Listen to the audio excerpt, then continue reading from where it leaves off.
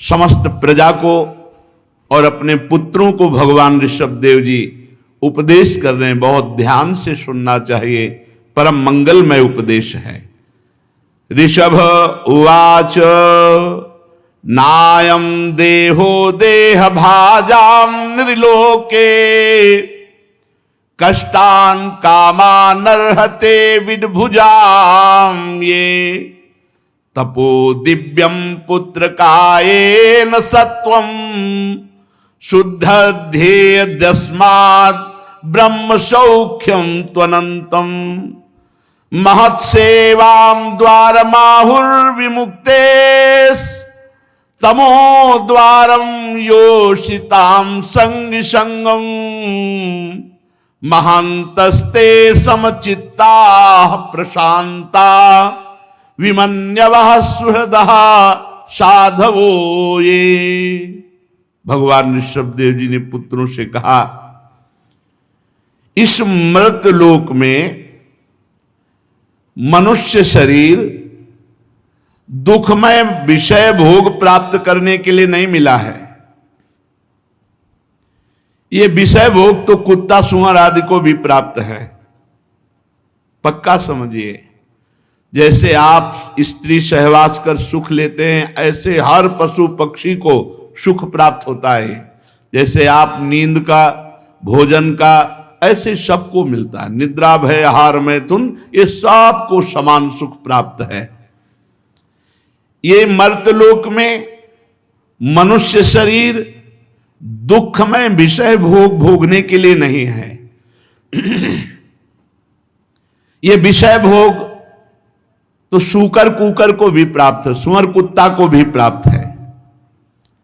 इस शरीर से दिव्य तप करके परमात्मा प्राप्ति करने के लिए हमको भेजा गया है। तपस्या, तपस्या क्या? काम का वेग, क्रोध का वेग, भूख का वेग, वाणी का वेग, वर्षा, गर्मी, सर्दी, सब कुछ सहना, भजन न छोड़ना किसी भी परिस्थिति में, मान अपमान निंदा स्तुति, सब वेगों को सहना, द्वंद्वों को सहना, यही तपस्या है। तितिक्षा, सहनशील स्वभाव, यही तपस्या है। किसी से कोई शिकवा शिकायत नहीं, जैसी परिस्थिति हम उसमें राजी हैं, हर कष्ट को सह रहे हैं। इस शरीर से दिव्य तप ही करना चाहिए, क्योंकि बिना तपस्या के अंतःकरण पावन नहीं होता। बात समझ लो। बिना तप के श्री हरिवंश प्रसिद्ध धर्म समुझय न अलप तप, समुझो श्री हरिवंश कृपा सेवो धर्मिन जप। सेवक जी महाराज कह रहे हैं, ये निकुंज रस छोटी मोटी तपस्या वाले को प्राप्त नहीं होता, बड़ी तपस्या जिसकी हो। श्री हरिवंश प्रसिद्ध धर्म समुझय न अलप तप, थोड़े तप वाला हरिवंश धर्म को नहीं समझ सकता। यद्यपि ये प्रसिद्ध धर्म है, प्रेम धर्म। समझो श्री हरिवंश कृपा, हरिवंश कृपा से समझ सकते हो क्या? हरिवंश चंद्रजू ने कहा, श्याम श्यामा पद कमल संगी सिर नायो, तेन वचन मानत गुरुद्रोही निस्दिन कर तापनो भायो। तो इत व्यवहार न उत परमारथ बीच ही बीच जो जन्म गवायो, जो धर्मिन सो प्रीति करत नहीं, कहा भयो धर्मी जो कहायो। करो श्री हरिवंश उपासक संग, जो प्रीति तरंग सुरंग भयो। सेवक जी महाराज कह रहे, हरिवंश धर्म को छोटे तप वाला नहीं समझ सकता, महान तपस्वी समझ सकता है। तो महान तप क्या है? भगवत प्रेमी महात्माओं का संग, उनकी सेवा, उनकी आज्ञा में चलना, उनका सुमिरन करना। श्री हरिवंश प्रसिद्ध धर्म समुझय न अलप तप, समुझो श्री हरिवंश कृपा, क्या? सेवहु धर्मिन जप। जो रसिक जन है, भगवत प्रेमी महात्मा है, उनकी सेवा, उनका सुमिरन, उनकी आज्ञा पालन, इसी परम तप के द्वारा आप प्रेम धर्म को समझ पाएंगे, भगवत प्राप्ति कर पाएंगे। तो इस शरीर से दिव्य तप करना चाहिए, क्योंकि बिना तप के अंतःकरण पवित्र नहीं होता, और बिना अंतःकरण पवित्र हुए ब्रह्मानंद या भगवदानंद की प्राप्ति नहीं होती। शुद्धेद्यस्मात् ब्रह्म सौख्यम त्वनंतम, जहां अंतःकरण शुद्ध हुआ, अनंत सुख प्रदान करने वाले श्री भगवान का साक्षात्कार या ब्रह्मानंद, दोनों जो चाहे वो प्राप्त कर सकता है। महत सेवाम द्वारमाहुर विमुक्ते स्तमो द्वारम योषिताम संग संगम। महापुरुषों का संग ही सेवा, आज्ञा पालन, भगवत सुमिरन, इसमें रति प्रदान करता है, और इसी से मोक्ष या प्रेम की प्राप्ति होती है। और जो विषयी पुरुषों, कामी पुरुषों का संग है, उससे नरक की प्राप्ति होती है। महत सेवाम द्वार माहुर विमुक्तेश तमो द्वारम योषिताम संग संगम। जो योषित, जो स्त्रैण हैं, जो कामी पुरुष हैं, ऐसे कामी और कामिनी का संग करने से नरक की प्राप्ति होती है। और भगवत प्रेमी महात्माओं का संग करने से सेवा सुमिरन स्वाध्याय भगवत आराधना में रति होती है, जिससे मोक्ष की प्राप्ति होती है या प्रेम की प्राप्ति होती है। महंतस्ते समचित्ता प्रशांता विमन्यवः सुहृदा साधवो। ये महापुरुष कौन है? जिनके संग से भगवत प्राप्ति हो जाती है, जिनके संग से मोक्ष प्राप्त हो जाता है। उन महापुरुष के लक्षण क्या हैं? बोले महंतस्ते समचित्ता, जिनका चित्त समता को प्राप्त हो गया है। मान अपमान में, दुख सुख में, अपने यहां तो तीसरी भूमिका में ही समता आ जाती है। शत्रु मित्र सम जानि, मान मान अपमान सम, दुख सुख लाभ न हानि, यह जो कृपा हरिवंश की। कृपा की तीसरी भूमिका में स्थिति आ जाती है। प्रथम भूमिका में मुख वर्णत हरिवंश, चित्त नाम हरिवंश रति, मन सुमिरन हरिवंश, यह जो कृपा हरिवंश की। हरिवंश शरणागत होकर निरंतर सुमिरन में मगन, ये प्रथम भूमिका। फिर व्यवहार में सब जीवन सो प्रीति, रीत निवाह तापनी, श्रवण कथन प्रतीति, यह जो कृपा हरिवंश की। दूसरी भूमिका, व्यवहार में सबसे प्रेम का व्यवहार, किसी से कोई बदले में चाह नहीं, और अपने वाणी जी के श्रवण कथन में दृढ़ विश्वास, दृढ़ प्रतीति, दृढ़ विश्वास। तीसरी भूमिका, शत्रु मित्र समझाने, दुश्मन में और मित्र में समान भाव। मान मान अपमान सम, मान में और अपमान में समभाव, लाभ हानि में समभाव, सुख दुख में समभाव। ये तीसरी स्थिति, तीसरी भूमिका जागृत हो गई। चौथी भूमिका, भगवत प्रेम में डूबे हुए रसिक महापुरुषों का निरंतर सानिध्य प्राप्त होना। नितिक धर्मिन संग, रंग बढ़त नित नित सरस, तो नित नित प्रेम अभंग, यह जो कृपा हरिवंश की। और पांचवी भूमिका में निरखत नित्य विहार, पुलकित तन, लीला में प्रवेश। महापुरुष कौन है? जो कृपा प्रकरण में तीसरी भूमिका है, वो समचित्ता नाम, किंचन मात्र किसी में कभी भी विषमता नहीं, ना किसी से राग, ना किसी से द्वेष, सब में एक अपने आराध्य देव को देखना, यही समता है। सर्वान वस्तुतया निरीक्ष परम स्वाराध्य बुद्धिर्मम, मेरे राधा वल्लभ लाल सब में विराजमान है, तो वो समचित्ता। प्रशांता, कैसी भी स्थिति आवे, हृदय में हलचल नहीं होनी चाहिए। चाहे जितनी सुखद स्थिति हो या दुखद, वही शांत स्थिति, वही भजन परायण स्थिति, ये महापुरुषों के लक्षण है। सबके प्रति समान भाव, किसी भी परिस्थिति में उद्विग्न या क्षोभ ग्रसित ना होना, भगवत विस्मरण ना होना, हर समय भगवत स्मृति में डूबा हुआ शांत स्थिति। चाहे जितनी भयावह स्थिति हो, चाहे जितनी सुखद हो, ना सुखद में हर्ष है, ना भयावा में उद्विग्नता है, एकमात्र वो शांत स्थिति, शांताकारम। तो प्रशांता, परम शांत। फिर आगे विमन्यवः, विमन्यवः क्रोधहीन। कितना भी कोई गुस्सा दिलाए कभी गुस्सा ना आना। जब प्रशांत है तो उसमें गुस्सा आ ही कैसे सकता है। जो समचित्ता प्रशांता, तो अपने आप स्थिति आ जाएगी। विमन्यवः, गोस्वामी जी मानो इसी की टीका कर रहे हैं।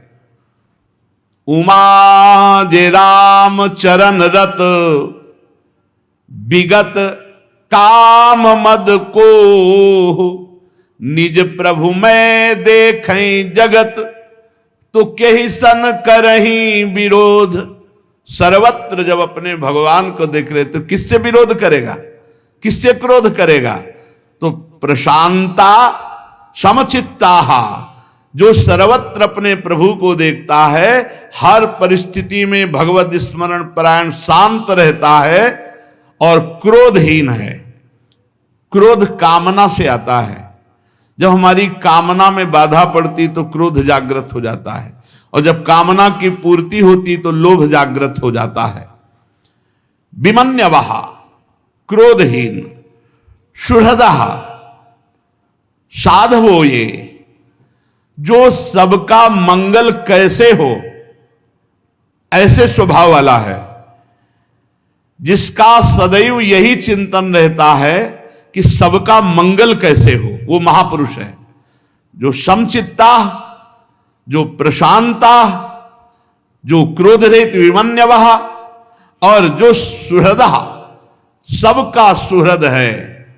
सर्वभूत हिते रताः, सबका मंगल चाहता है, सबका हित चाहता है, सबका कल्याण चाहता है, सबका हित चिंतक। साधवो सदाचार परायण, चरित्र जिसका पवित्र है, ऐसे महापुरुषों का संग मोक्ष का खुला हुआ द्वार है। ऐसे महापुरुषों का संग निश्चित भगवत प्राप्ति करा देता है। जो समचित्त है, जो प्रशांत है, जो क्रोध रहित है, जो सबका हित मंगल सोचते रहते हैं, और जिनका चरित्र पवित्र है, निष्कलंक चरित्र है। ये वामयी से कृत सौहृदार्था, जनेषु देहं भरवार्तिकेषु, गृहेषु जायात्मज रातिमत्सु, न प्रीतियुक्ता यावदर्थाश्च लोके। जो केवल मुझ परमात्मा में ही प्रेम करना, मेरा ही चिंतन करना एकमात्र जिनका पुरुषार्थ है, उन्हें महापुरुष कहते हैं। महापुरुष किसे कहते हैं? पीछे बताया, जो समचित्त हैं, प्रशांत हैं, क्रोध रहित हैं, सबका हित चिंतक करते हैं, और जिनका चरित्र पवित्र है, और जिनकी एकमात्र भगवान में स्थिति है। हर समय भगवान के चिंतन में जिनकी स्थिति है।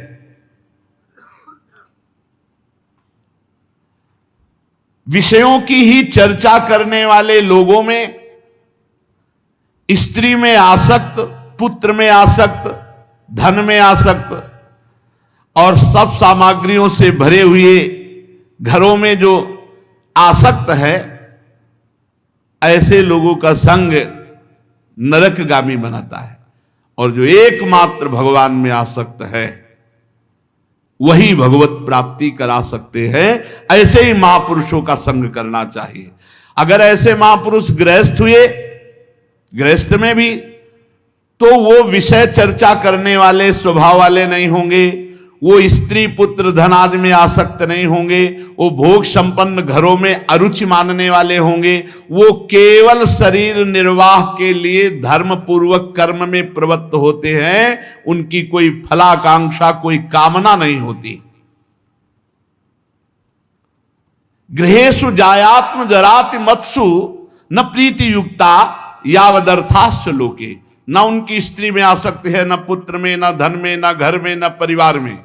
फिर भी वो घर परिवार में रहते हुए धर्म पूर्वक आचरण करते हैं, फल की आकांक्षा रहित स्थिति।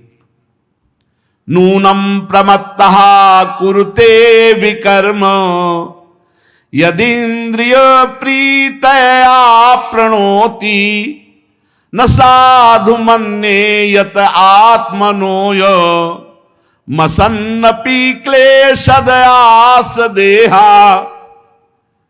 ये जो मनुष्य भगवत प्रेमी महात्माओं का संग नहीं करते, उनकी बुद्धि कुमति हो जाती है। उसे होती सबके अंदर दो बुद्धि होती है, कुमति और सुमति। पर जब हम साधु संग करेंगे तो कुमति को दबाकर नष्ट करके सुमति जागृत हो जाती है, और जब हम संसारिक पुरुष का संग करेंगे तो सुमति को दबाकर कुमति बढ़ जाती है। तो जब कुमति बढ़ जाती है कुसंग से, तो मनुष्य प्रमादवश, प्रमाद कहते हैं ना करने योग्य कार्य को करना और करने योग्य कार्य को ना करना, प्रमादवश वो कुकर्म करने लगता है। और जब उसकी कुकर्म में प्रवृत्ति होती है, शास्त्र विरुद्ध पापाचरण को कुकर्म कहते हैं, उसकी ये प्रवृत्ति इंद्रियों के तृप्त करने के लिए होती है। पर तृप्ति जब कुछ हो तब ना हो, तृप्ति होती नहीं। अब वो पाप पे पाप कर्म करता चला जाता है। भगवान ऋषभ देव जी कहते हैं, पुत्रो मैं इसे अच्छा नहीं समझता, क्योंकि आत्मा को ये असत दुखदायक बंधन इन्हीं कर्मों से प्राप्त हुआ है। इस शरीर को मैं मान करके इंद्रियों को तृप्त करने के लिए शास्त्र विरुद्ध कुकर्म पापाचरण करने से जीव की दुर्गति हो जाती है। जब जीव को आत्म तत्व की जिज्ञासा नहीं होती, तब वो देहाभिमान वश रहता है, देह को ही अपना स्वरूप मानता, मैं मानता है। और देह को जब तक मैं मानता है, तब तक वो लौकिक कर्मों में और विषयों में फंसा रहता है। बिल्कुल सीधी बात है। और उसके मन में कर्म की वासनाओं की बाढ़ रहती है। ये कर लिया, वो कर लेंगे, ये भोग लिया, वो भोग लेंगे, ऐसा इतना जमा कर लिया, इतना हो जाए, इतना, और मर गया, और सब ऐसे ही पड़ा रहा। इसी से इसको जन्म मरण की प्राप्ति होती है। फिर समझिए, जिसको आत्म तत्व की जिज्ञासा नहीं होती, मैं कौन हूं, मेरा लक्ष्य क्या है, मैं यहां क्यों आया हूं, कब तक ये भटकता रहूंगा, तो उसे शरीर में मैं बुद्धि रहती है, आत्म जिज्ञासा ना होने के कारण। और शरीर में मैं बुद्धि होने के कारण वो इंद्रियों के भोगों में और कर्मों में फंसा रहता है। और उसके हृदय में बहुत सी कर्म वासनाएं, भोग वासनाएं, जिसके कारण बार बार देह बंधन, जन्म मृत्यु उसे प्राप्त होता है।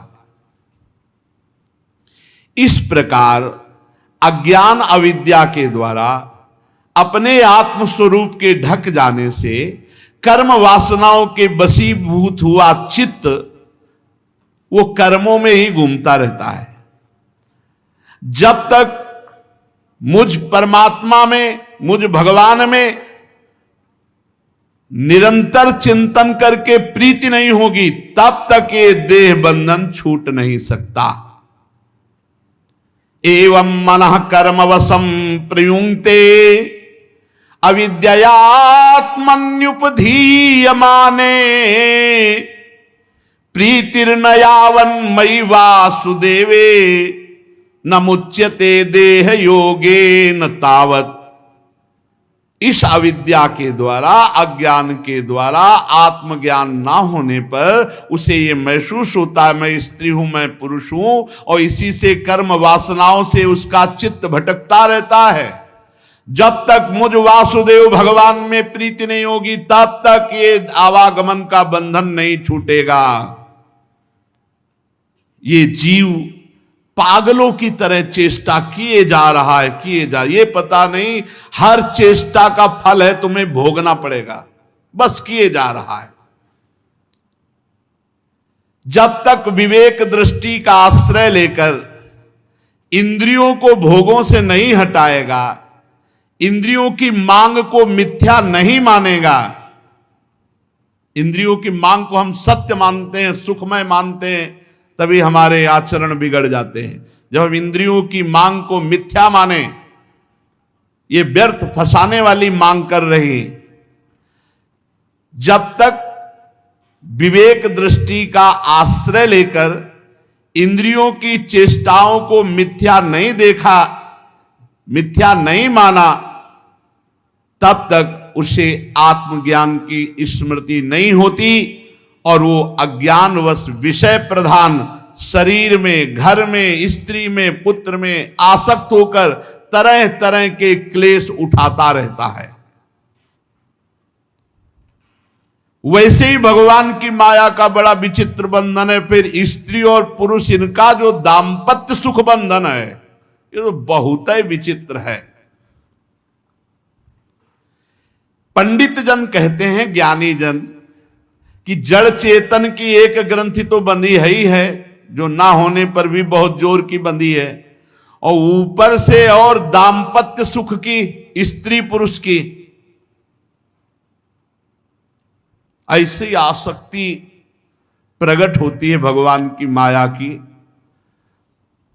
उसको पता नहीं मिनट का, वो वादा करते हैं, बोले 7 जन्म तक हमारा आपका, फिर कहते 7 जन्म नहीं, जन्म जन्म तक, मतलब पूरा काल, पूरा सिस्टम इनके अधीन हो गया, पूरा सिस्टम अधीन है। वो कह रहे कि हम आप तुम्हारा साथ नहीं छोड़ेंगे, 1 जन्म नहीं और 7 जन्म तक, और 7 जन्म नहीं, जन्म जन्म तक हम तुम्हारा निर्वाह करें। मतलब इतना बड़ा वो महापुरुष हो गया कि पूरे सिस्टम को रोक करके जन्म जन्म उसी के साथ रहेगा। एक जगह साथ रह सकते हो, दोनों मिलकर भजन करो और भगवान का चिंतन करते हुए दोनों शरीर छोड़ो तो एक ही जगह पहुंच जाओगे, तो एक ही जगह पहुंच जाओगे। ये दाम्पत्य भाव, ये स्त्री पुरुष की आसक्ति बड़ा अभेद्य बंधन, अभेद्य बंधन। देहाभिमान रूपी एक एक सूक्ष्म ग्रंथि तो पहले से ही है। इसी कारण जीव को देह में, इंद्रियों में, घर में, खेती में, पुत्र में, स्वजन में, धन में मैं मेरापन हो गया। यही बंधन है, कुछ नहीं। अभी शरीर छूट जाए, कुछ नहीं तुम्हारा, कुछ नहीं। जिस समय भगवान का विस्मरण करके जीव देह में आसक्त हो जाता है, तो घर में आसक्त, खेत में आसक्त, पुत्र में आसक्त, स्वजन में आसक्त, धन में आसक्त, ऐसी आसक्तियां पैदा होती है मैं मेरे की।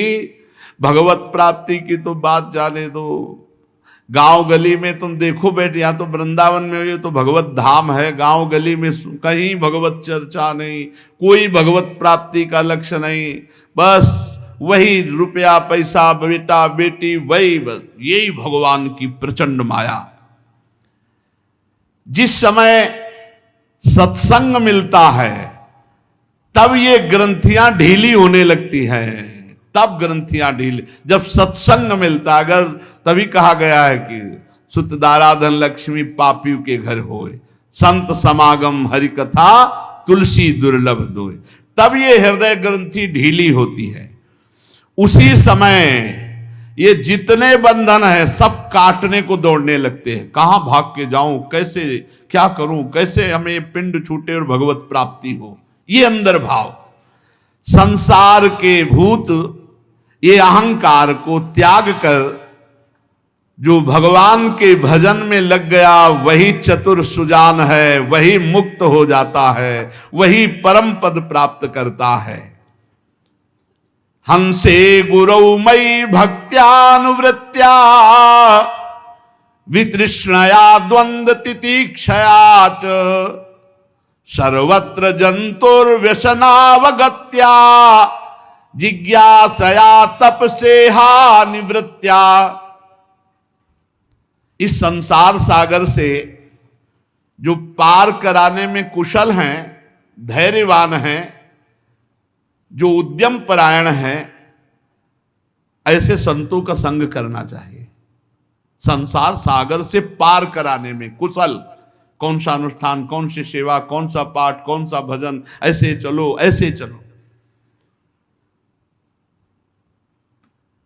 ऐसे महापुरुष को अपनी आत्मा गुरु स्वरूप से वर्ण करना चाहिए। हंसे गुरु मई भक्त्यानुवृत्त्या, सबके आत्मस्वरूप भगवान ही गुरुदेव हैं, गुरुदेव ही भगवान हैं। जो संसार सागर से पार करने में कुशल, धैर्यवान, उद्यम, ऐसे सबके आत्मस्वरूप गुरु स्वरूप से वर्ण करे। भगवत प्राप्ति के लिए गुरुदेव का वर्ण करना बहुत सोच समझ के, किसी के प्रवचन सुनकर प्रभावित होकर गुरु नहीं बनाना चाहिए। बहुत समय तक इंतजार करना चाहिए, मिलना जुलना, दर्शन, संभाषण, और जब ये लगने लगे कि ये मेरे भगवान हैं, बस जब गुरु बना ले फिर दोष दर्शन न करे, फिर वह अपने दुर्गति का कारण उपस्थित ना करे, द्रोह ना करे। सहसा किसी को गुरु बनावे नहीं, और गुरु बनावे तो गुरु और भगवान, भगवान और गुरु में तनिक भी भेद नहीं, तो वहां दोष दर्शन की संभावना ही नहीं। हंसे गुरौ मयि भक्त्यानुवृत्त्या वितृष्णया द्वंद्व तितिक्षया च, मुझ गुरु स्वरूप में सदैव भक्ति भाव, भक्त्यानुवृत्त्या, एक एक वृत्ति श्री सदगुरु स्वरूप भगवान में अर्पित करनी चाहिए, उनकी आज्ञा में। सोने से जागने तक, जागने से सोने तक प्रत्येक चेष्टाएं गुरु आज्ञा में होनी चाहिए।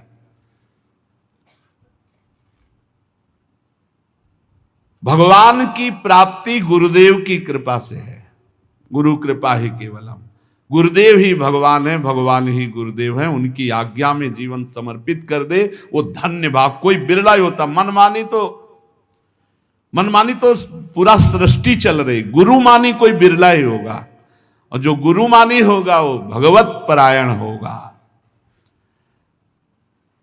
सर्वत्र जंतुर व्यसनावगत्या जिज्ञासया तप सेहा निवृत्त्या मत कर्म भीर मत कथया च नित्यम मद्देव संगाद गुण कीर्तनान में निर्वैर साम्योपसमेन पुत्रा जिहासया देह गेहात्म बुद्धि। मेरे परायण हो जाए और भोगों की तृष्णा का त्याग कर दे। भोगे हुए भोगों का जो स्मरण होता है और फिर भोगने की इच्छा होती है, उसी का नाम तृष्णा है। मेरे परायण रहे, तृष्णा का त्याग कर दे, सुख और दुख में समान भाव रहे। हर योनि में दुख उठाना पड़ता है, तो ये जो हमें मनुष्य देह मिली इसमें हम दुख भोग कर पवित्र हो रहे हैं। भोगना चाहिए, घबराना नहीं चाहिए दुख से। जितना दुख मिलेगा उतना ही हम पवित्र होकर भगवान की तरफ बढ़ रहे हैं। तत्व जिज्ञासा से, तपस्या से, सकाम कर्मों के त्याग से, मेरे लिए ही कर्म करने से, मेरी कथाओं को रोज सुनने से, मेरे भक्तों के संग मेरा नाम कीर्तन करने से, किसी से भी सृष्टि में वैर ना करने से, समता से, शांति से, शरीर घर आदि में मैं मेरेपन भाव को त्यागने की इच्छा से, रोज शास्त्र स्वाध्याय से, कुछ समय एकांत सेवन से, प्राण इंद्रिय और मन के संयम से, शास्त्र और संत पुरुषों के वचन सुनकर उनमें यथार्थ बुद्धि रखने से, पूर्ण ब्रह्मचर्य से, कर्तव्य कर्मों को निरंतर सावधान होकर करने से, मौन से,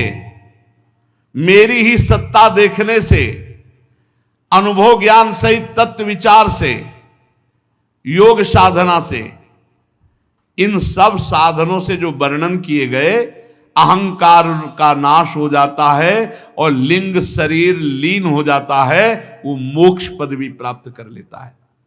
कोई साधन पकड़ लो, इतने साधन बताए भगवान ऋषभ देव जी ने। पहली बात, संत महापुरुषों का संग मोक्ष प्रदान करने वाला, कामिनी कामी विषयी पुरुषों का संग नरक प्रदान करने वाला। कैसे संत महापुरुष होते हैं? तो बोले समचित्त, प्रशांत, क्रोध रहित, सबका कल्याण चाहने वाले और सदाचार परायण अर्थात पावन चरित्र। ऐसे संतों का जब संग किया जाता है तो हमारे हृदय में भागवतिक साधन उदय हो जाते हैं। हम सदगुरुदेव का वर्ण करें, आत्मस्वरूप सदगुरुदेव, मेरी आत्मा सदगुरुदेव भगवान, सदगुरुदेव भगवान मेरी आत्मा है।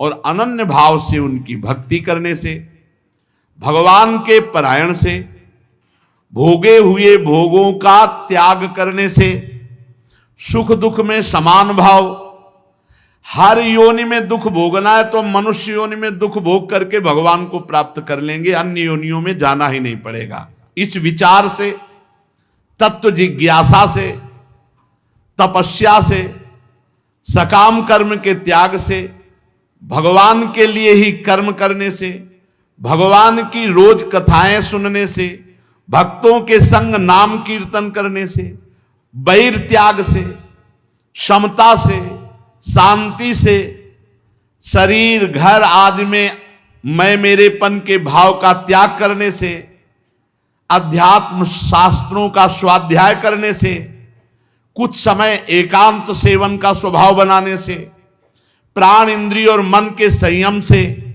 संत पुरुषों के वचन पर बिल्कुल सत्य बुद्धि रखने से, पूर्ण ब्रह्मचर्य से, मौन से, सर्वत्र भगवान की सत्ता देखने से, ये योग साधना से अहंकार नष्ट हो जाता है, लिंग शरीर लीन हो जाता है और वो परम पद का अधिकारी होता है।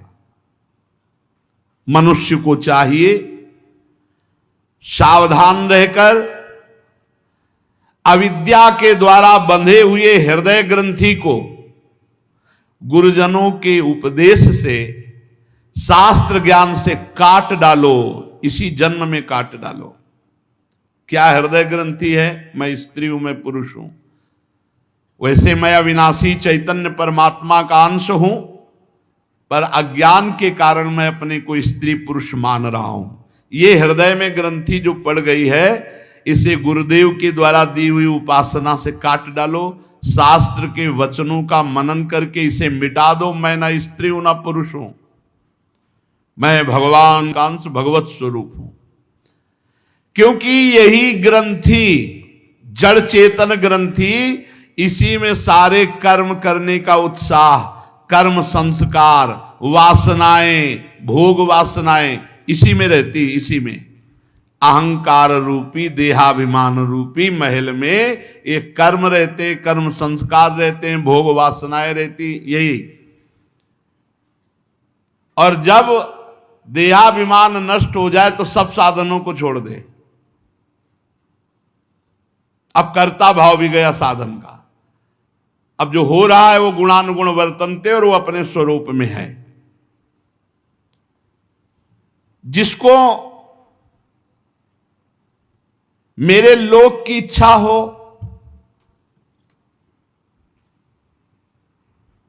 अथवा मेरे अनुग्रह प्राप्ति को परम पुरुषार्थ मानता हो, तो मेरी इस आज्ञा का पालन करे। ऋषभदेव भगवान आज्ञा कर रहे हैं कि मेरे परम पद को प्राप्त करना, मेरी कृपा को प्राप्त करना, तो मेरी आज्ञा का पालन करना। वही राजा राजा है जो अपनी प्रजा को भगवान के भजन में लगा दे। ये बात समझना है। पुत्राश्च शिष्याश्च नृपो गुरुर्वा मल्लोक कामो मदनो ग्रहार्थः इत्थं विमन्युरनुशिष्य दत्त ज्ञान न योजयेत कर्मसु कर्म मूढ़ाम। यदि राजा हो तो अपनी प्रजा को यही उपदेश करे कि भगवान का भजन करते हुए अपने कर्तव्य कर्म का पालन करो, इसी जन्म में भगवत प्राप्ति कर लो। यदि गुरु हो तो अपने शिष्य को यही शिक्षा दे कि अपने कर्तव्य का पालन करते हुए निरंतर भगवान का भजन करो, नहीं तो इस जीवन का कोई लाभ नहीं है। यदि पिता हो तो अपने पुत्रों को यही शिक्षा दे। अज्ञान के कारण यदि शिष्य अपने गुरु के अनुसार न चलकर कर्मों को परम पुरुषार्थ माने तो उन पर ज्यादा क्रोध न करे, समझा बुझा कर फिर उनको लावे और संसार के अंधकूप में ना गिरने दे, उन्हें भगवान तक पहुंचावे। गुरु वही है जो भगवत प्राप्ति करा दे, पिता वही है जो भजन में लगावे, राजा वही है जो अपनी प्रजा का कल्याण कर दे। उन्हें विषयासक्ति युक्त काम कर्मों में फंसने न दे, डांट के फटकार के दुलार के जैसे माने वैसे। जैसे कोई अंधा पुरुष किसी अंधे कुएं के मार्ग में गिरने जा रहा हो तो नेत्र वाला उसे कैसे गिरने देगा, आगे जाके दौड़ के बचाएगा। ऐसे गुरु अपने शिष्य को, पिता अपने पुत्र को, राजा अपनी प्रजा को बचाए, संसार रूपी अंधे कुएं में ना गिरने दे, उन्हें भगवान के भजन में लगाकर उनका कल्याण करे। ये संसारी लोग नहीं जानते कि अपना सच्चा कल्याण किस बात में है।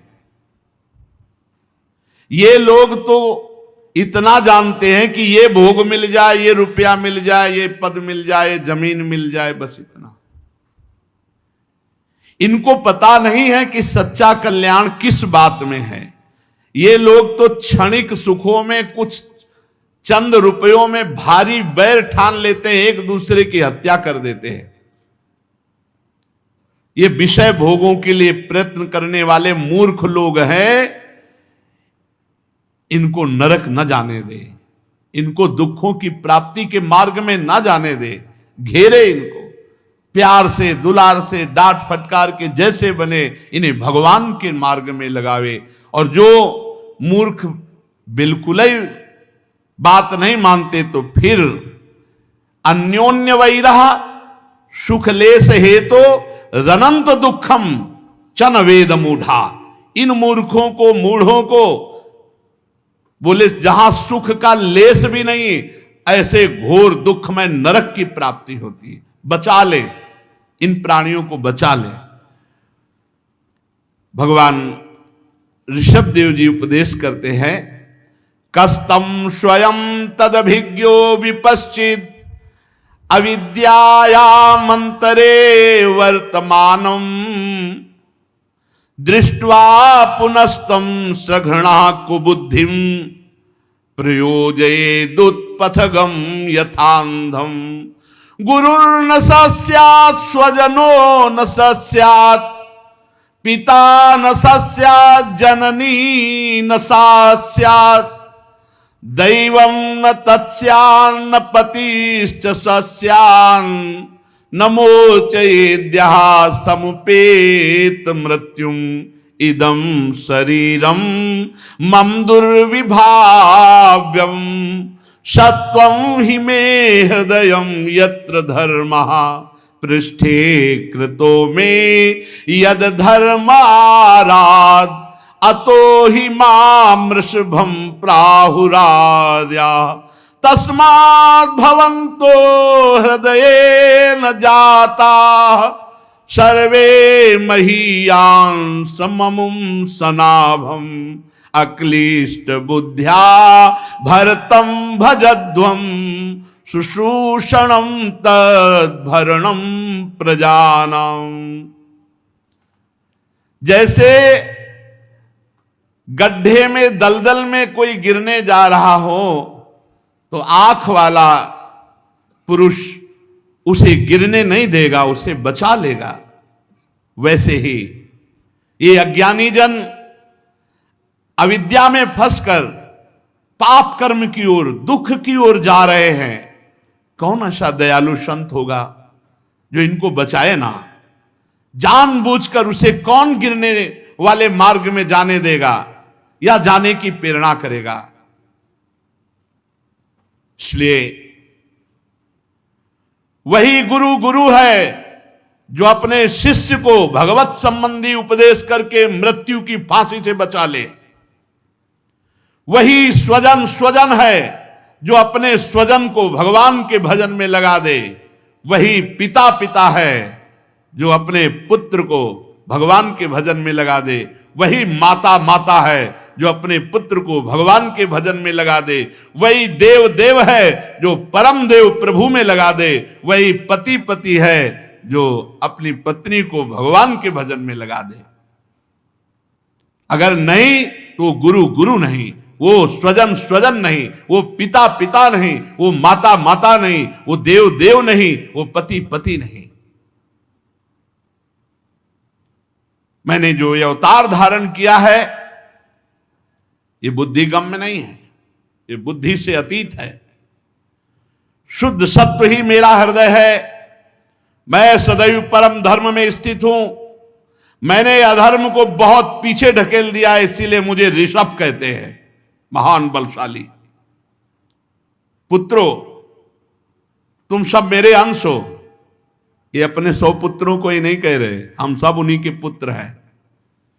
पुत्रों, तुम सब मेरे अंश से प्रकट हुए हो।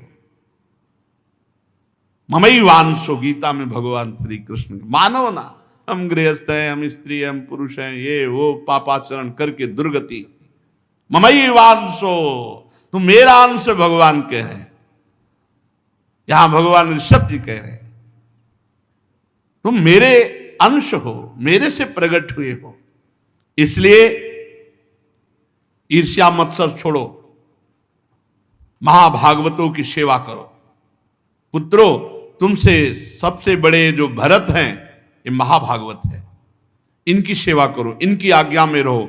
यही तुम्हारा प्रजापालन कार्य भी करेंगे। अन्य सब भूतों की अपेक्षा वृक्ष श्रेष्ठ है।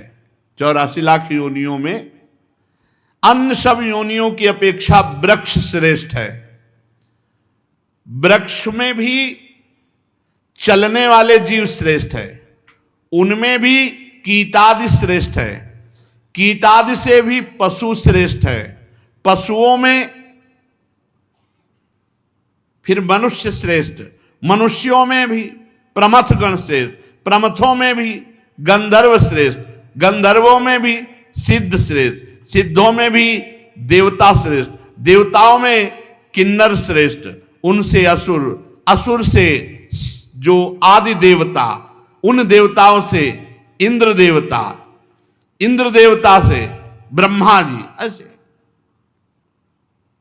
ब्रह्मा जी के पुत्र दक्ष प्रजापति आदि सर्वश्रेष्ठ पद पर जो ब्रह्मा जी, भगवान शंकर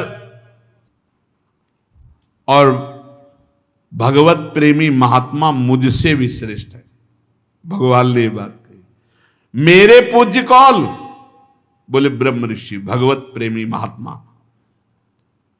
सब भूतों में वृक्ष श्रेष्ठ, उनमें चलने वाले जीव श्रेष्ठ, उसमें कीटादि श्रेष्ठ, उसमें पशु श्रेष्ठ, पशुओं से भी मनुष्य श्रेष्ठ, मनुष्यों से प्रमथ गण, प्रमथों से गंधर्व, गंधर्व से सिद्ध, सिद्धों से देवता, देवता के अनुयायी किन्नर आदि असुर, असुरों से फिर श्रेष्ठ देवता जो आदि देवता, आदि देवताओं से इंद्र देवता, इंद्र देवता से दक्ष प्रजापति आदि, ब्रह्मा जी, ब्रह्मा जी से भगवान शंकर, भगवान शंकर से भी श्री हरि। परंतु मेरे से श्रेष्ठ है भगवत प्रेमी महात्मा जन, जो ब्रह्म ऋषि जन है, क्योंकि मैं उनको अपना पूज्य मानता हूं। इसलिए इन ब्रह्म ऋषियों से बढ़कर के त्रिभुवन में कोई नहीं है, इन महाभागवतों से बढ़कर त्रिभुवन में कोई नहीं है। इसीलिए मैं सबसे ज्यादा प्रसन्न होता हूं जब ब्रह्म ऋषि संत वैष्णवों के मुख में अच्छे अच्छे पदार्थ पवाए जाते हैं। जैसा मैं वैसे प्रसन्न होता हूं, वैसा अग्निहोत्र और यज्ञों से प्रसन्न नहीं होता। भगवान बहुत सुंदर बात कह रहे हैं, अपनी प्रजा को, अपने पुत्रों को उपदेश कर रहे। और मेरे से श्रेष्ठ वैष्णव संत जन, भगवत प्रेमी ब्रह्म ऋषि जन तो जो अच्छे अच्छे पदार्थ भोग बना करके संतों को, वैष्णवजनों को, ब्रह्म ऋषियों को पवाया जाता है, भगवान कहते हैं उससे मैं बहुत जल्दी प्रसन्न होता हूं। मैं वैसा भोग अग्निहोत्र या यज्ञ में वैसा तृप्त नहीं होता जैसा भक्तों के मुख से तृप्त होता हूं। जिन्होंने इस लोक में अध्ययन आदि के द्वारा मेरी वेद रूपात सुंदर पुरातन मूर्ति को धारण कर रखा, जो हर समय शम दम सत्य दया तपस्या तितिक्षा ज्ञान आदि गुणों से संपन्न हैं, भजन परायण हैं, उन ब्रह्म ऋषियों से बढ़कर त्रिभुवन में कोई नहीं है। मैं ब्रह्मादि श्रेष्ठ, ये सब स्वर्ग मोक्ष देने में सामर्थ्य, किंतु मेरे अकिंचन भक्त ऐसे निष्प्रिय होते हैं कि वो मुझसे भी कुछ नहीं चाहते। राज्य आदि वस्तुओं की तो बात क्या, वे स्वर्ग मोक्ष कुछ नहीं चाहते। इसलिए इन भक्तों से बढ़कर के कोई नहीं।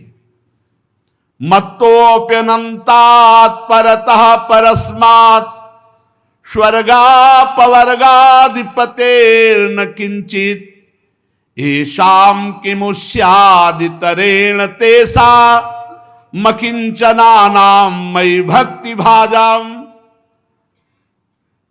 भगवान कहते हैं मैं स्वर्ग मोक्ष सब कुछ देने में समर्थ हूं, पर मेरे अकिंचन भक्त मेरे से भी कोई चाह नहीं रखते। ये राज्य आदि भोगों की तो बात जाने दो।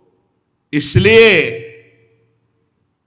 सर्वश्रेष्ठ त्रिभुवन में मेरे अकिंचन भक्त है, जो अकिंचन भक्तों की सेवा करता है मैं बहुत जल्दी। अकिंचन उसे ही कहते हैं जिनकी जीवन में प्रभु के सिवा और कोई नहीं। अकिंचन में कोई गरीब या ऐसे फटे पुराने कपड़े ऐसी पहचान नहीं। अकिंचन अम्बरीश जी को भी कहते हैं, चक्रवर्ती सम्राट। लेकिन जो प्रभु के सिवा जिनका कोई नहीं, आंतरिक, वही अकिंचन, पूरा भला परिवार है। अकिंचन हृदय का विषय है। तुम संपूर्ण चराचर भूतों को मेरा इस शरीर समझकर शुद्ध बुद्धि से पद पद पर उनकी सेवा करो, मेरे भक्तों की सेवा करो। यही मेरी सच्ची पूजा है। मैं इससे बहुत जल्दी प्रसन्न होता हूं। ये बात समझनी होगी। मन, वचन और दृष्टि और इंद्रियों की चेष्टाओं से साक्षात मेरी समस्त साधना का फल होगा मेरे भक्तों का पूजन, चराचर जगत का पूजन। अगर मुझे नहीं प्रसन्न कर पाया तो इस महामोह में काल पास से वो अपने को छुड़ा नहीं सकता, चाहे जितना साधन कर ले। मेरी प्रसन्नता से ही वो खुला कह दिया। भगवान ने खुला कहा, दैवी हेसा गुणमयी मम माया दुरत्तया मामेव ये प्रपद्यन्ते माया में ताम तरंतिते। ये गुणमयी माया को पार करना बड़ा कठिन है, मेरी शरण में हो जाओ, मैं पार कर दूंगा। और यहां भगवान ऋषभ देव जी कहते हैं कि यदि आप मेरी शरण में होकर मेरी बात मान लो कि भक्तों का पूजन करो, भक्तों का सेवन करो, भक्तों का संग करो, चराचर जगत को मेरा साक्षात स्वरूप समझो, तो मैं प्रसन्न हो जाऊंगा। मैं प्रसन्न हो गया तो तुम्हें इस मृत्यु पाश से मुक्त कर दूंगा। और अगर मैं प्रसन्न नहीं हुआ तो बिना पुमान ये महाविमोहात कृतांत पाषाण विमुक्त मीसेत। जब तक मैं प्रसन्न नहीं होता तब तक तुम्हें कोई महाविमोह से, इस महामोह से, काल में पास से तुम्हें कोई छुड़ा नहीं सकता। श्री सुखदेव जी कहते हैं, हे राजन परीक्षित, भगवान ऋषभ देव जी के पुत्र यद्यम स्वयं भगवदाकार स्थिति को प्राप्त महापुरुष थे, तो भी लोगों की शिक्षा देने की उद्देश्य वृत्ति से महाप्रभावशाली परम श्रोत भगवान ऋषभ देव जी ने ऐसा उपदेश किया। भगवान ऋषभ देव जी के 100 पुत्रों में भरत सबसे बड़े थे। वे भगवान के परम भक्त और भगवत भक्तों की भी सेवा करने वाले थे।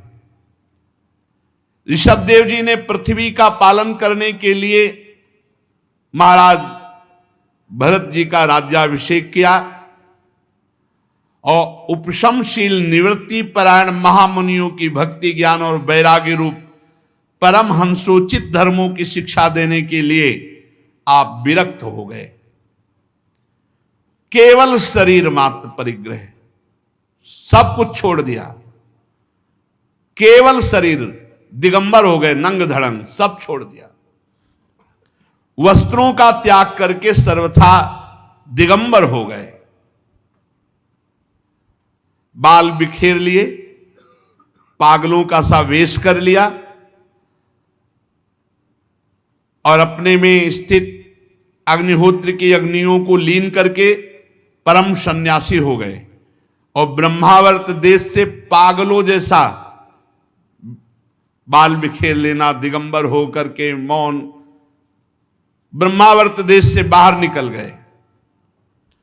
वो सर्वथा मौन, जडांध मूक बधिर पिशाचोन्मादक वद अवधूत वेशो भी भाष्यमाणोपि जनानाम गृहीत मौन व्रतस्तूष्णीम बभूव।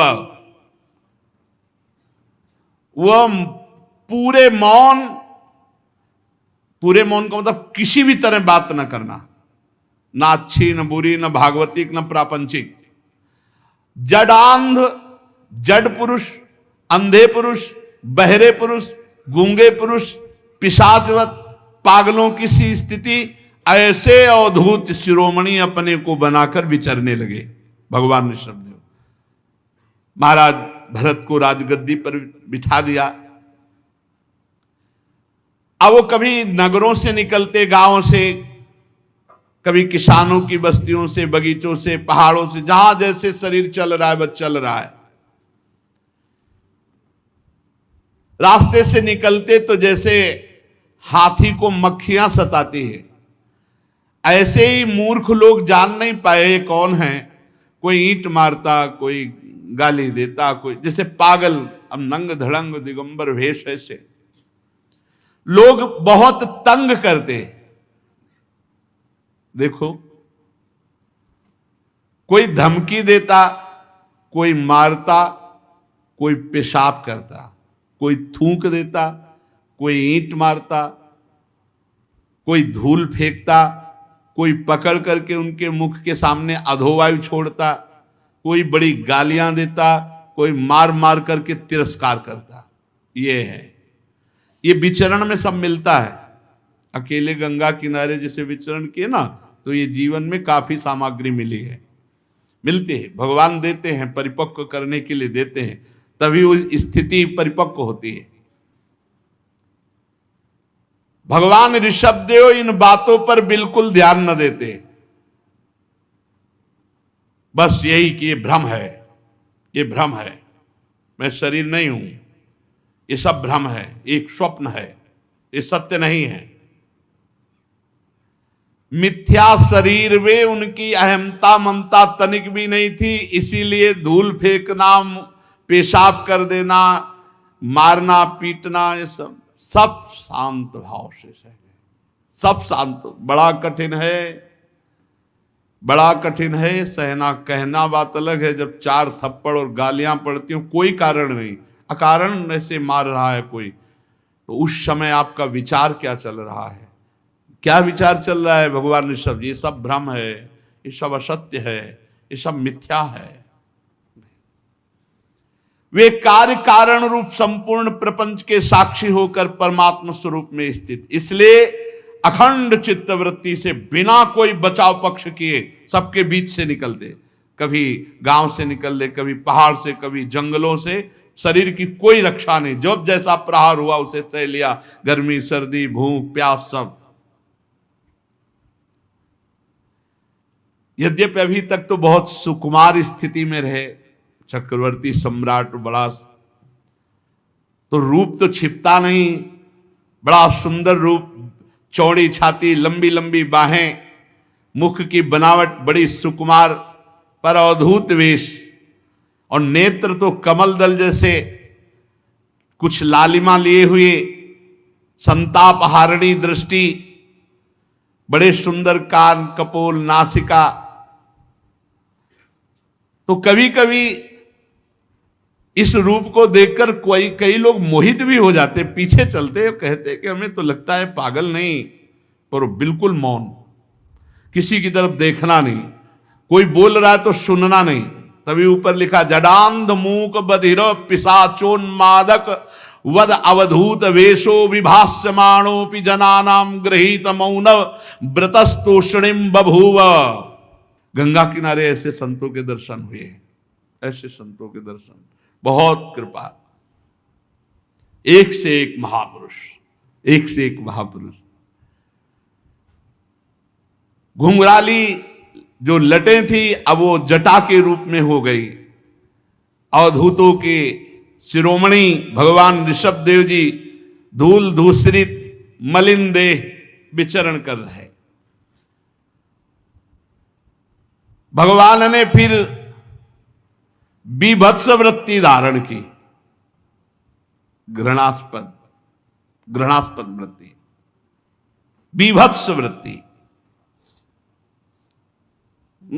लोग नजदीक ही ना जाए ऐसा रूप, भयावना, घृणास्पद।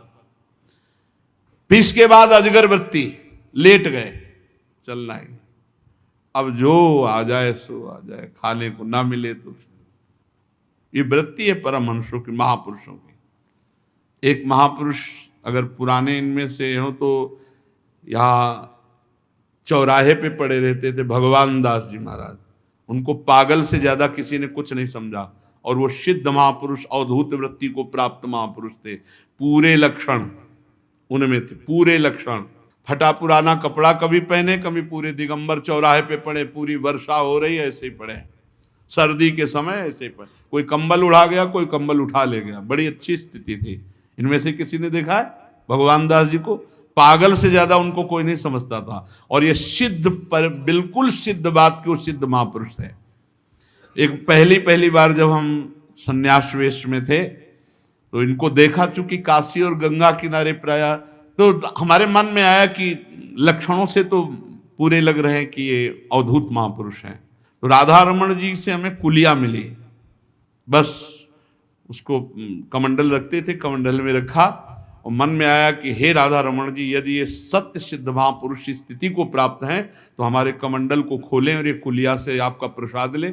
बस हमारा संशय नहीं था, पर लोगों के कहने से ऐसा लगता था नहीं पागल तो नहीं, तो सिद्ध पुरुष है।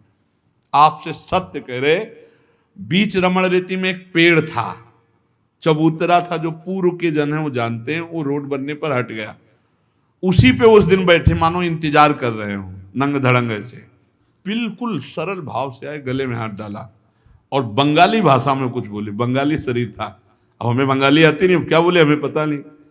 और हमारा कमंडल खोला, कुलिया निकाली, ऐसे 2 बार चाटा, उसमें रखा और ढक्कन बंद किया, और बस उसी समय साष्टांग दंडवत की। किसी से प्रमाण की जरूरत नहीं, राधा रमण जी ने प्रमाण दिया, वो सिद्ध महापुरुष थे। ऐसी अवधूत चर्या, बिल्कुल यथावत, बिल्कुल यथावत। महापुरुष के बिना ऐसा, पूरी वर्षा हो रही, दिगंबर ऐसे पूरे ऐसे, आग, सर्दी में कम्बल उड़ा गए, 1-2 कुत्ते भी आसपास सो रहे कम्बल में, वो भी सो रहे वैसे। कुछ दिन तो यहां लिखा भी रहा है भगवान दास चौराहा। फिर तो इसके बाद भगवान ऋषभ देव जी ने अजगर वृत्ति धारण की। जडांध मूक बधिर पिशाचोन्मादक वदवधूत भेषो विभास्यमाणोपि जनानाम गृहीत मौन व्रतस्तूष्णीम बभूव। जड़, अंधे, बहरे, गूंगे, पिशाच और पागलों की तरह हो गए और अब अपने नगर से बाहर निकल पड़े। दिगंबर, कोई वस्त्र नहीं, बाल बिखेर लिया, मानो कोई जड़ हो, अंधा हो, बहरा हो, गूंगा हो, पिशाचवत, पागलवत, अपने अवधूत वृत्ति। तत्र तत्र पुरग्रामा कर खेट वाट खरवट शिविर व्रज घोष सार्थ गिरिवनाश्रमादि स्वनुपथ मविन चरापसदै परिभूय मानो मक्षिकाभिरिव वन गजस्तर्जना दादन मेह नष्ठी वनाग्रवस कृद्रजहा प्रक्षेप पूतिवात दुरुक्तैस् तद विगणेन निवासत संस्थान ए तस्मिन। जब वो निकलते तो लोग उनको पागल समझ करके कोई ईंट मारता, कोई पेशाब कर देता, दुरुक्त ही कोई गाली देता, कोई थूक देता, कोई ढेला मारता, कोई बिष्ठा, कोई पकड़ करके उनको उनके मुख के सामने अधोवायु छोड़ता। ये तिरस्कार कौन है? ये भगवान ऋषभदेव। ऐसा अवधूतों की स्थिति होती है, उस अवधूत परमहंस स्थिति का आचरण करके दिखा रहे हैं। ये जो विरक्त होकर के मौन आश्रय लेकर के विचरण करते हैं, उनको ये प्रसाद जरूर मिलता है।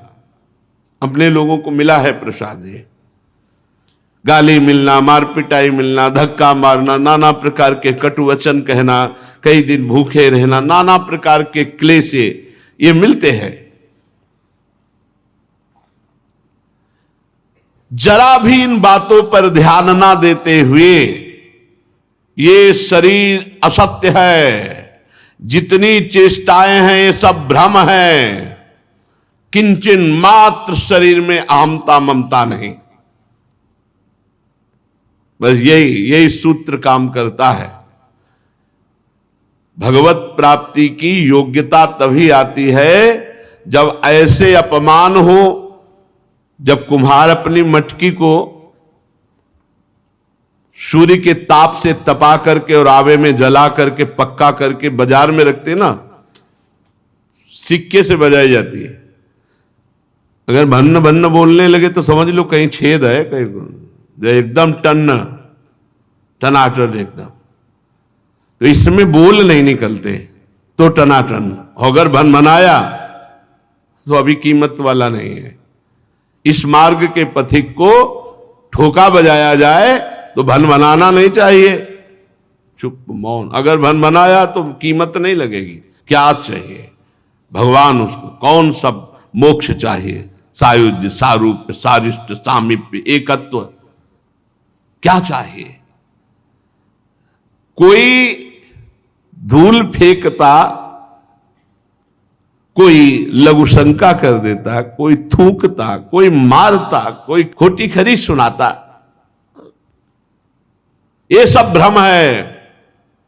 उस समय विचार, ये परमहंसचर्या है, ये सब भ्रम है। अहमता ममता शरीर में है नहीं, ये सब भ्रम है, ये सत्य नहीं है। खास बात यही है, अपने परमात्म स्वरूप में स्थित अखंड चित्तवृत्ति, ब्रह्माकार। भगवान ऋषभदेव जी ने अब दूसरी वृत्ति धारण की, बीभत्स वृत्ति, घृणास्पद वृत्ति। ऐसे मल लिया, पूरे शरीर में लगा लिया। ये अवधूतों की वृत्ति है। बीभत्स वृत्ति से बहुत समय तक रहे। लघु शंका, ना नहाना ना धोना, ऐसे सब, ऐसे घृणास्पद वृत्ति, देख के कोई नजदीक न जाए। फिर इसके आगे अजगर वृत्ति, एक ही जगह लेट गए, वही सोच लघु शंका सब हो रही, उसी में लौट रहे। जो मुख के सामने आ गया, अजगर को जैसे पता है, मुख के सामने आ गया, उसी को पा लिया। कई कई दिन भूखे रहना, कभी कोई प्रारब्धवशात शरीर से के प्रारब्ध से पीड़ित होकर कोई आहार आ गया तो पा लिया, अन्यथा नहीं। और वो भी लेटे लेटे ही खाना, वही मलमूत्र का त्याग करना, उसी के ऊपर लौटना, लेटे लेटे ही खाना।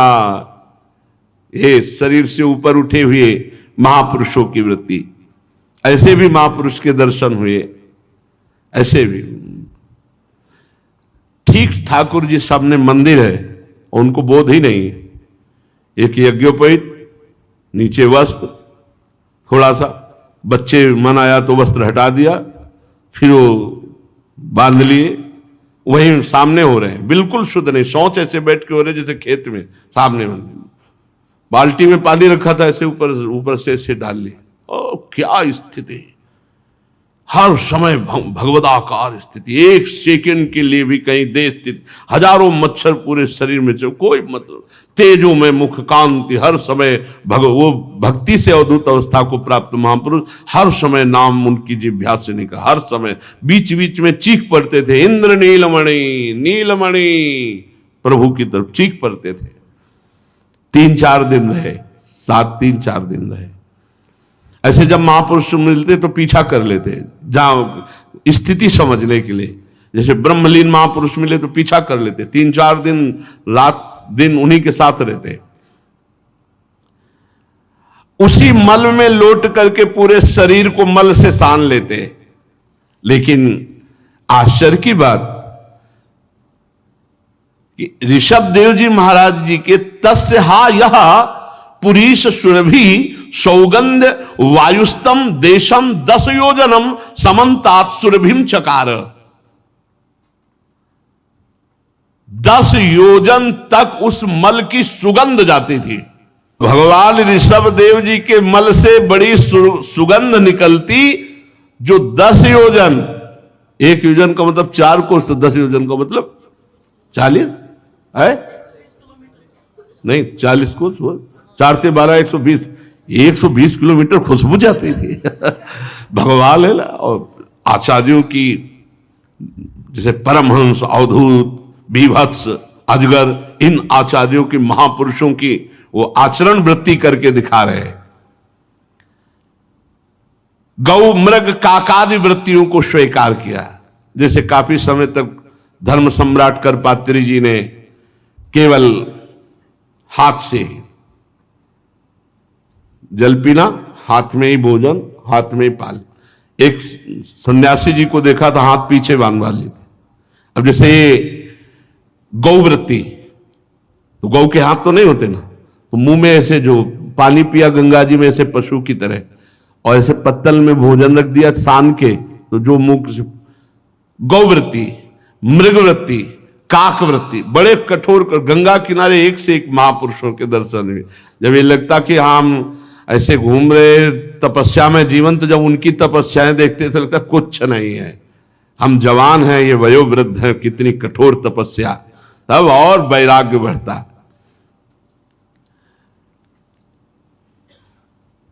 परमहंसों को त्याग के आदर्श की शिक्षा देने के लिए मोक्षाधिपति भगवान ऋषभदेव ने कई तरह के योगाचर्यों का आचरण किया।